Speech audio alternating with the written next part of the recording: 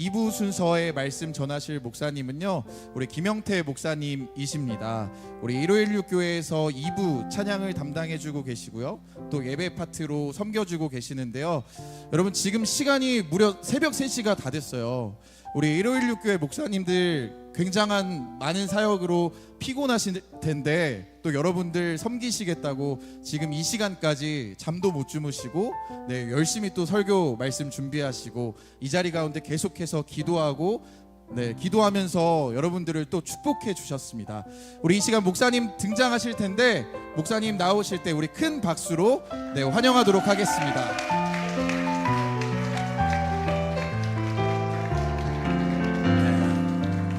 할렐루야. 우리 대학 청년부 분들 이렇게 오가면서 엘리베이터에서 이렇게 만나다가 이렇게 기도의 자리에서 만나니까 더욱 반갑습니다. 제가 사실 고민이 많았어요. 이주임 목사님께서 저한테 연락하셨을 때 고민이 되는 부분들이 몇 가지 있었는데, 그래도 냉큼 하겠다고 했어요. 왜인지 아세요? 이 자리가 너무 기대가 돼서 와보고 싶어서 제가 하겠다고 했습니다. 여러분, 하나님께서 오늘 찬양하는데도 감동을 주시더라고요. 어떻게 찬양 인도하신 우리 형제님, 제가 설교 본문 주신 거 보고 짜셨어요? 아니죠. 너무 놀랍습니다. 너무 놀랐어요. 하나님께서 여러분들의 그 고백을 이미 거기서부터 시작하신 줄 믿습니다. 말씀하신 하나님께서 오늘 이 말씀을 통해서 더 명확하게 하나님 말씀해 주실 줄 믿습니다. 여러분, 오늘 말씀 제목이 뭐죠? 읽어보세요. 뭐라고요? 흠없는 자녀로 살라입니다. 여러분, 흠없는 자녀, 이 자리에서 혹시 난 당당하게 저는 하나님 앞에서 흠이 없습니다 라고 말하실 수 있는 분들, 한 분도 안 계시네요. 다들 겸손하신 것 같습니다. 저 한두 분 정도는 드실 줄 알았는데, 사람이 어떻게 흠이 없겠습니까? 사실 사람이 자기가 흠이 없다고 얘기하면 그 사람 되게 좀 재수가 없잖아요, 그죠? 인간적이지 못하죠, 흠이 없는 사람. 보통 사람들은 그래, 사람이 좀 흠이 없어야 인간답지, 자기 자신한테는 그러는 사람들, 그런 상황에서 찬양 인도를 해야 되고 설교를 해야 되고 기도 인도를 해야 될 때 진짜 미치겠는 거예요. 더군다나 여름 캠프 같은 거, 그런 시즌이 되면 더 미칠 것 같아요. 제가 27살 때였던 것 같아요. 제가 모교회에서 5년인가 사역하다가 나왔거든요. 근데 2년 차 됐을 때 제가 그때 뭘 잘못 먹었나 봐요. 그 여름 사역에 이제 찬양팀 영유아부부터 시작해가지고 청년부까지 여름에 캠프하고 성경학교 하잖아요. 그 각 부서의 찬양팀을 싹 다 모아가지고 함께 연습하고 연합해서 모든 부서를 다 지원해서 도와줬어요. 왜 그랬냐면, 교회가 한 300명 되는, 작년이 300명 되는 교회인데 청년들은 뻔하잖아요. 뻔한데 여기에서도 부르고 저기에서도 부르고 다 전도사님들이 제각각 선생님들이 콜링하는 거예요. 그럼 이 사람들이 너무 죽어나가잖아요. 그래서 차라리 그럴 바에야 우리가 그냥 큰 팀을 만들고 다 불러서 조를 짜서 교회 내 캠프를 같이 뛰자. 그래서 우리가 연습을 같이 하고, 여기서 연습 불려가고 저기서 연습 불려가고 여기서 안 돼요 저기서 안 돼요 하지 말자. 그래서 제가 다 같이 끌어안고 캠프를 했던 적이 있어요. 그리고 거기에다가 제가 졸업했으니까 아마 외부 사역도 한두 개 정도 했을 거거든요. 그 캠프를 다 뛰고 8월이 됐는데 제 기억에 한 광복절인가 아마 쉬었을 거예요.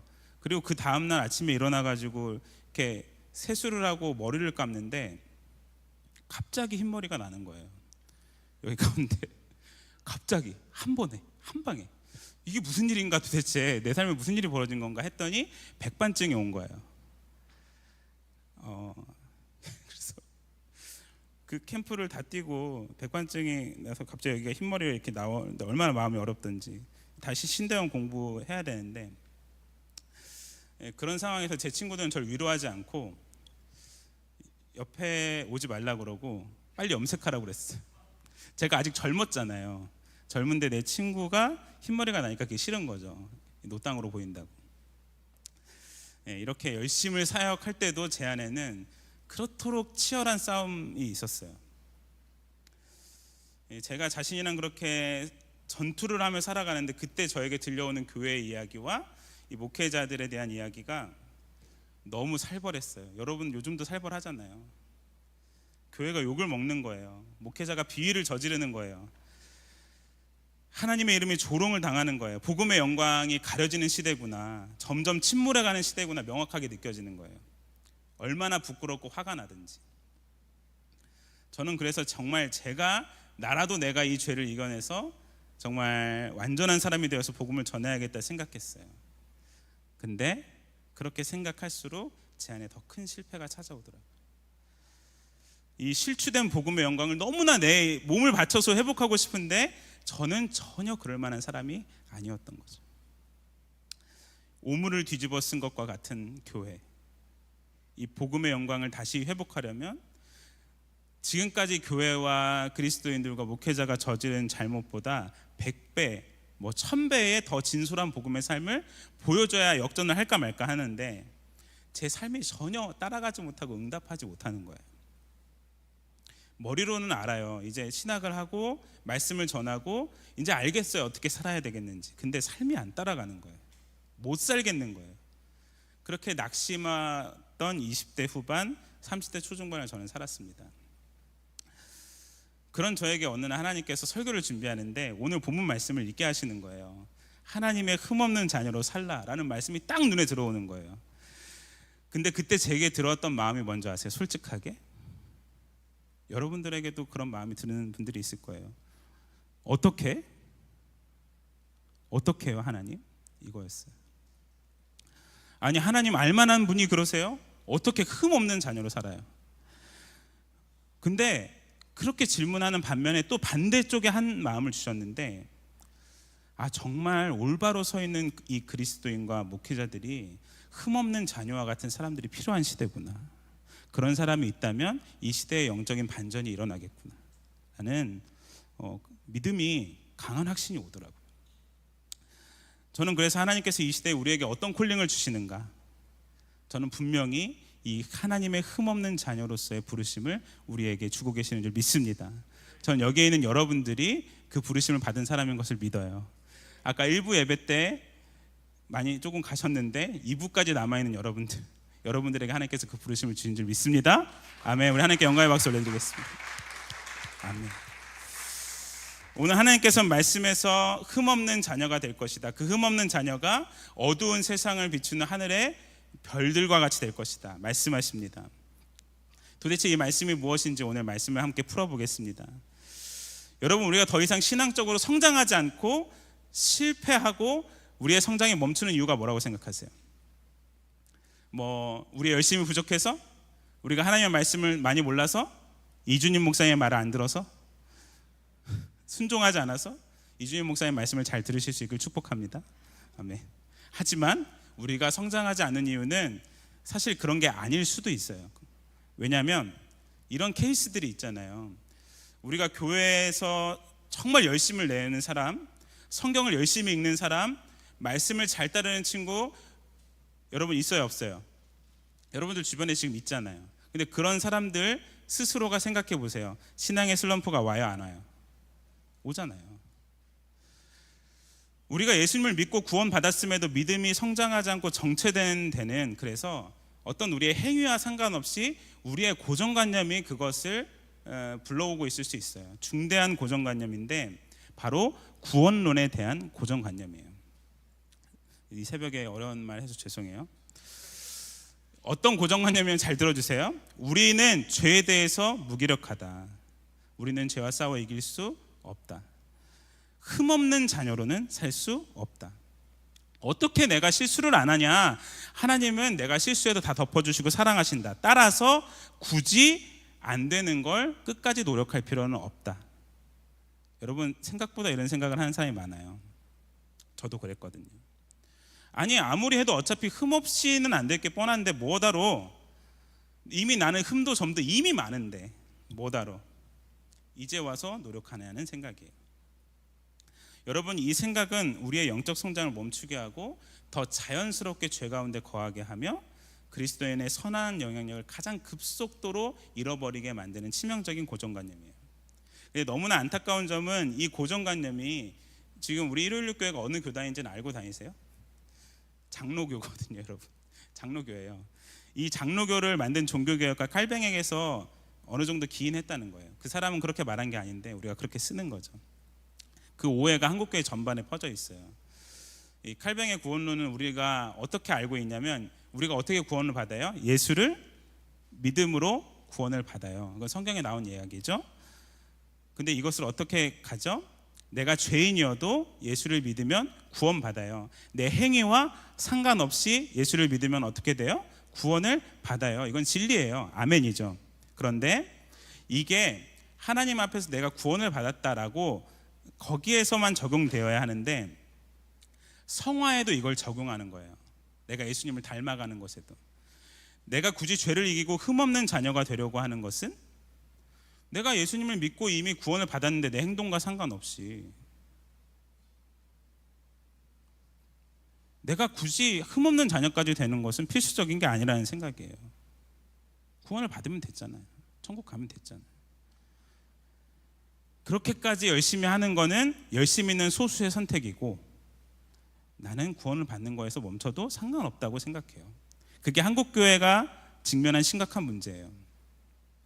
여러분, 저는 이것을 교리로 따지고 들어가려고 이렇게 말씀을 드리는 게 아니라 오늘 성경 본문에서 하나님께서 말씀하시는 것으로 한번 풀어가 보려고 합니다. 오늘 본문 12절 말씀 같이 읽어보면 좋겠습니다.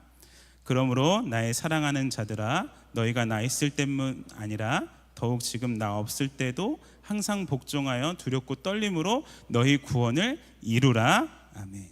너희 구원을 이루라. 여기에 이 빌립보 교회의 상황을 유추할 수 있는 단서들이 있는데, 바로 바울이 빌립보 교회를 세우고 떠나왔을 때 빌립보 교회 교인들에게 신앙의 위기가 찾아왔어요. 이 본문 앞부분인 빌립보서 2장 2절에서 4절에 가보면 바울이 떠난 뒤에 교인들 사이에서 다툼이 있었던 것으로 보여요.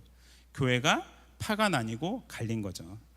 그래서 바울은 그 2절에서 4절까지 그 3절 동안 마음을 같이하여 같은 사랑을 가지고 뜻을 합하여 한 마음을 품어, 이런 단어를 4번이나 사용한 거예요. 이렇게 교회가 파가 갈리고 싸우게 되었던 경험들 해보신 적 있으시죠? 네.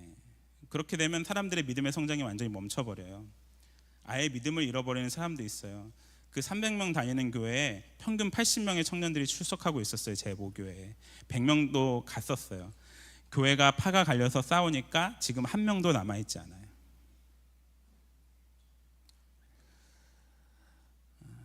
그런 상황 속에서 바울이 지금 말하는 거예요. 너희가 나 없을 때에도 항상 복종하여 두렵고 떨림으로 뭐 하라고요? 너희 구원을 이루라는 거예요. 두렵고 떨림으로 너희 구원을 이루라는 말의 의미는 이런 게 아니에요. 너희 구원이 취소될까 봐 전전긍긍하면서 너희 구원을 지켜라, 붙잡아라, 이런 의미가 아니에요. 오히려 이 문장은 믿음의 성장이 멈춰 있고 어떤 이는 믿음이 후퇴하고 있는데도 왜 아무도 슬퍼하지 않냐는 거예요. 왜 가만히 있냐는 거예요. 너희 구원을 두렵고 떨림으로 이루어라. 이 뉘앙스인 거예요. 따라서 이 말씀에서 바울은 두 부류의 사람을 염두하고 말하고 있는 거예요. 첫 번째, 그냥 구원을 받으면 끝이라고 생각하는 사람들이에요.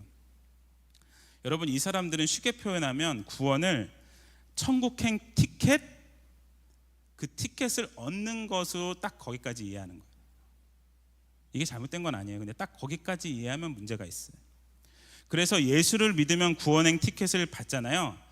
거기에서 만족하고 그 다음은 해도 좋고 안 해도 좋다고 생각하는 거예요. 반면에 구원을 이루어가는 사람이 있죠. 그 사람은 예수님을 믿고 구원을 받은 다음에 그 복음과 예수님을 마음에 모신 자신의 삶을 어떻게든 아름답게 갖고 가려 하는 사람이에요. 전자는 자신이 구원의 보증을 받았기 때문에 더 이상 어떤 예수님과의 인격적인 노력을 하려 하지 않는 사람이고, 구원에 대한 계약 관계를 중요하게 생각하는 사람이에요. 반면에 구원을 이루어가는 사람은 내가 구원을 받았을 때 내 안에 계신 좌정하신 예수님을 닮아가는 것을 중요하게 생각하는 사람이에요. 여러분들이 보시기에 한국교회, 여러분들의 주변에 있는 청년들, 친구들, 믿음의 선배들, 어떤 사람이 더 많은 것 같으세요?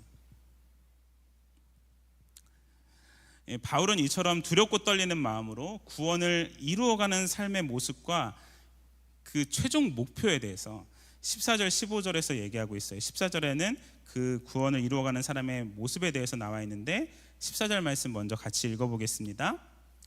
모든 일에 원망과 시비가 없이 하라. 아멘. 구원을 이루어가는 사람의 삶의 모습이에요. 모든 일에 원망과 시비가 없이 하라는 거예요. 아니, 어떻게 살면서 원망이 없고 불평이 없고 사람과의 시비가 없겠어요? 우리가 부딪히는 문제들이 반드시 있을 거예요. 그런데 구원을 이루어가는 사람은 어떻게 할까요? 원망과 불평과 시기가 찾아올 때 여러분들이 생각할 때 어떻게 하시겠어요? 어떻게든 자연스럽게 올라오는 원망을 어떻게든 해결하려 하고 피하고 다른 사람과 부딪히는 시비를 만들려고 하지 않거나 피하거나 그냥 내가 양보하는 것이 낫겠다라고 생각해요. 그런 삶의 태도를 가지게 된다는 거예요. 근데 미리 천국행 티켓을 따놓고 보장받았다, 이게 목표가 이루어졌다라고 생각하는 사람들은 구원을 받은 다음에 다른 여러 가지의 그 자신의 유익과 가치가 생겨요. 구원은 받았고 끝났으니까 이제 내가 다른 가치들이 생겨나는 거예요. 근데 그 가치들이 다른 사람의 가치와 부딪히니까 싸우는 거예요. 내가 받은 구원의 문제가 아니니까. 하지만 구원을 이루어가는 사람은 목표가 받은 구원에 합당한 삶을 사는 것이기 때문에 그 삶의 모습을 이루는 것에 방해가 되는 원망과 시비는 포기하게 되는 거예요. 저는 여러분들이 156 교회에서 같이 대학 청년부 생활을 하면서 또 이번에 아웃리치를 같이 가서 이 원망과 불평과 시비가 없어지게 되기를 축복합니다. 아멘. 아멘. 구원을 이루어 가세요. 그 삶을 사세요. 그래서 이제 15절에 구원을 이루어가는 사람의 최종 목표가 등장합니다. 15절 같이 한번 읽어주시겠어요? 시작. 이는 너희가 흠이 없고 순전하여 어그러지고 거스르는 세대 가운데에서 하나님의 흠없는 자녀로 세상에서 그들 가운데 빛들로 나타내며 아멘. 바로 어그러지고 거스르는 세대, 얼마나 이 시대를 잘 표현하는 단어예요. 그 세대 한가운데에서 흠이 없고 순전한 하나님의 자녀로 살라는 거예요. 저는 이 말씀이 사실 아까도 말씀드렸지만 한 번에 받아들여지지 않았어요. 차라리 내 구원을 두렵고 떨림으로 이루어라, 이거는 받아들일 수 있어. 내가 열심히 내 구원을 이루어 가야지, 충분히 수용할 수 있어. 근데 내가 어떻게 흠없는 자녀로 살라는 거예요? 저는 이게 사실은 불가능하다고 생각했던 것 같아요. 사도 바울 정도 되니까 이런 얘기를 하는구나 라고 생각했어요. 그래서 저는 성경을 읽을 때마다 이런 흠없는과 같은 표현은 깊은 고민이 없이 넘어갔어. 이거는 다른 클래스의 얘기지. 그런데 서신절을 펴서 여기저기 읽어나가는데 이제 이런 말씀들이 막 여기저기서 보이기 시작하는 거예요. 사도 베드로도 이런 얘기를 2번이나 했더라고요. 베드로전서 1장 14절에서 16절 우리 정신을 맑게 하는 차원에서 함께 같이 읽어보겠습니다. 너희가 순종하는 지식처럼 이전에 알지 못한 때에 따르던 너희의 사역을 본받지 말고 오직 너희를 부르신 거룩한 이처럼 너희도 모든 행실에 거룩한 자가 되라. 기록되었으되 내가 거룩하니 너희도 거룩할지어다 하셨느니라. 네, 베드로전서 2장 1절에서 2절도 똑같아요. 한번 같이 계속해서 읽어볼게요. 그러므로 모든 악독과 모든 기만과 외식과 시기와 모든 비방하는 말을 버리고 갓난 아기들 같이 순정하고 신령한 젖을 사모하라. 이는 그로 말미암아 너희로 구원에 이르도록 자라게 하려 함이라. 아멘.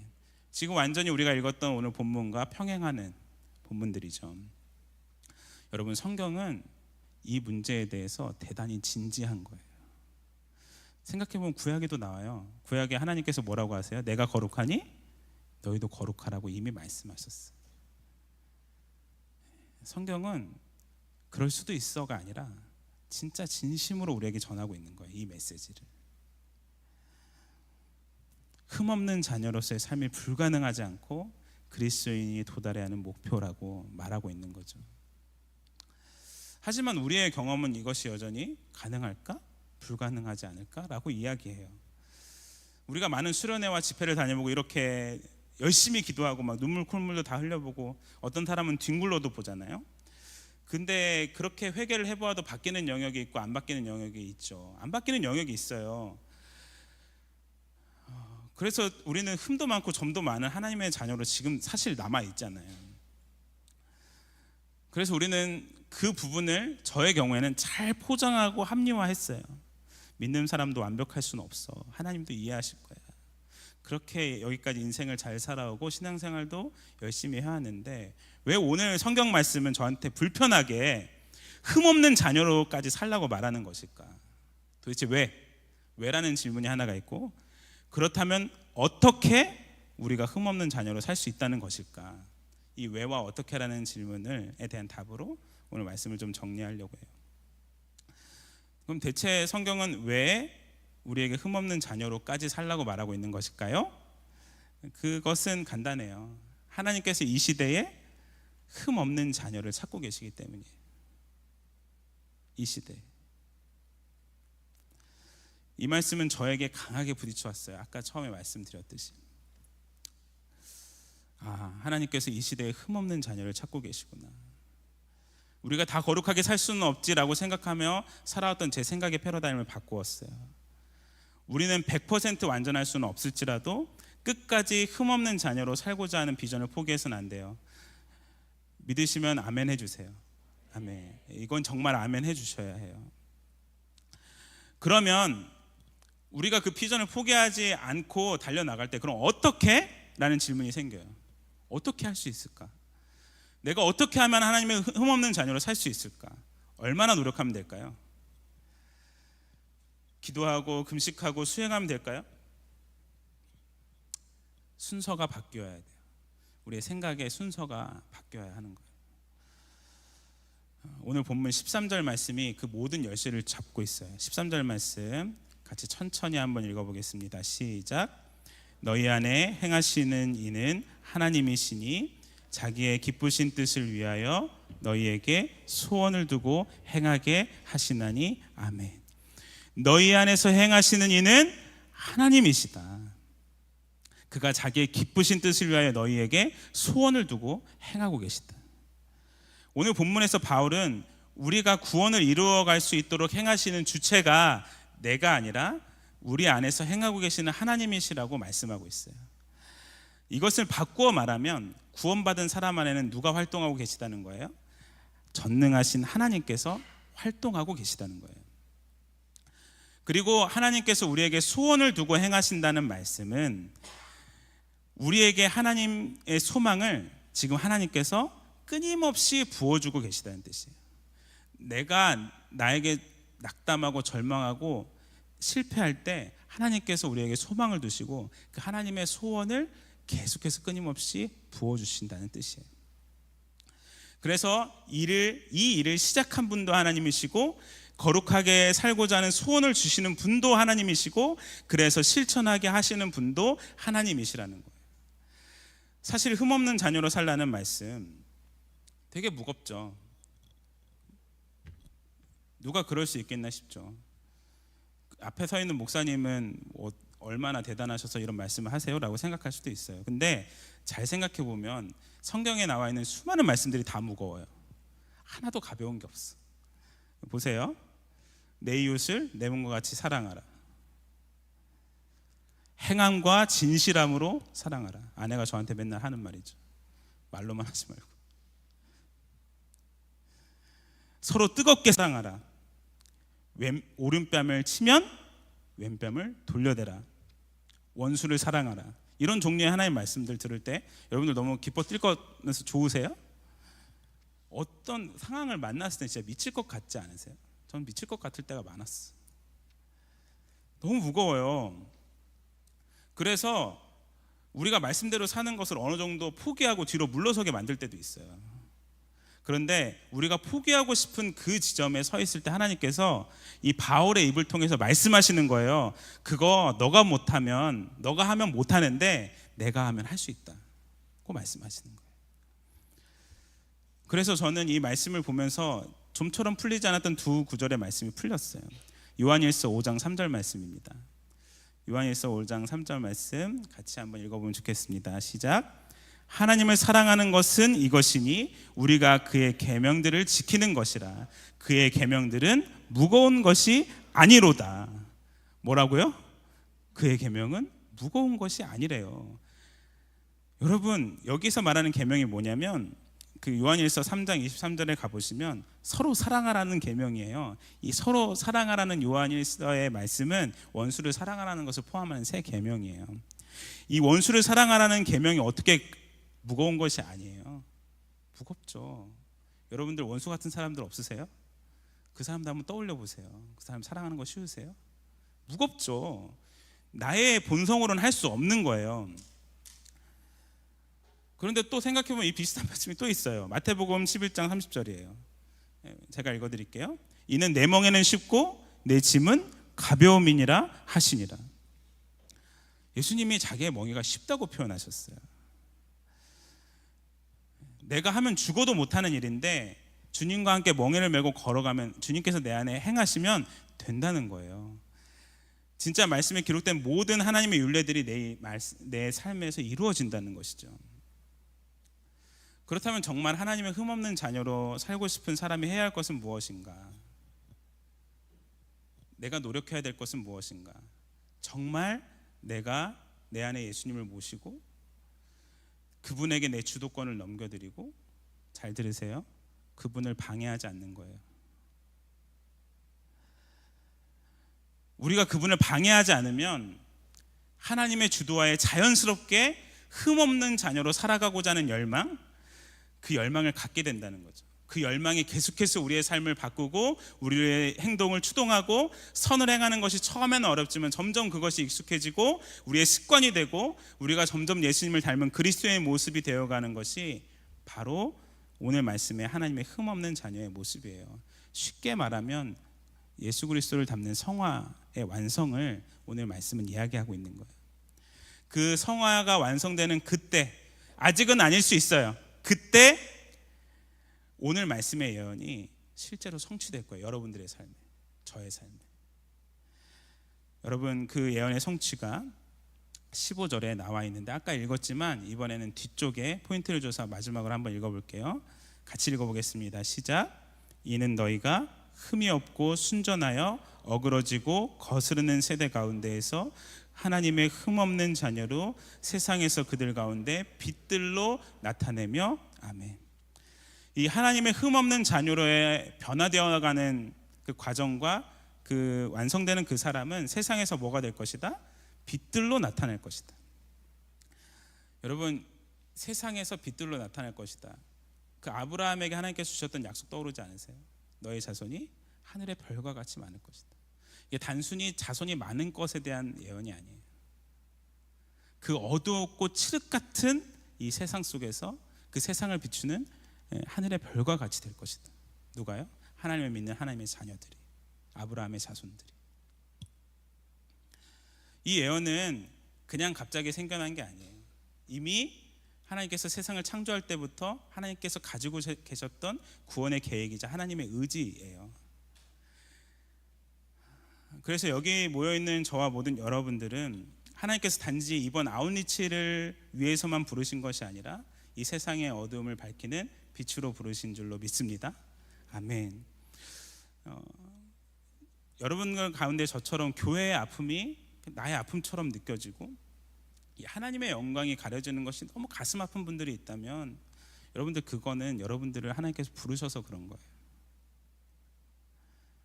세상 사람들은 그걸 아파하지 않아요. 교회를 사랑하지 않는 사람들 그거 아파하지 않아요. 하나님께서 부르심을 준 사람은 아파해요. 하나님은 그런 우리를 흠없는 자녀로 부르시고 부르신 그대로 내가 반드시 보내겠다고 말씀하세요. 그래서 부르심이 사명이 되는 거예요. 우리는 선택만 남은 거예요. 이렇게 명확하게 말씀하신 하나님의 소원, 나에게 주시겠다고 말씀하신 하나님의 소원을 내가 받아들일 것인가? 내가 정말 항상 복종하고 두렵고 떨림으로 나의 구원을 이루어가는 자가 될 것인가? 여러분, 저는 여러분들이 이 시간에 정말 결단하신다면 하나님께서 강력하게 역사하실 것이라고 믿어 의심치 않습니다. 왜인 줄 아세요? 우리가 대단해서가 아니라 시대가 너무 어두워요. 여러분, 정말 이 시대는 예전처럼 무슨 뭐 빌레그레암 목사님, 뭐 한경직 목사님, 뭐 이런 뭐 마틴 루터킹 목사님 이런 큰 빛 아니어도 정말 진실하게 살아가는 한 사람만 있어도 하나님께서는 그 사람을 쓰실 수밖에 없어요. 그렇지 않겠어요?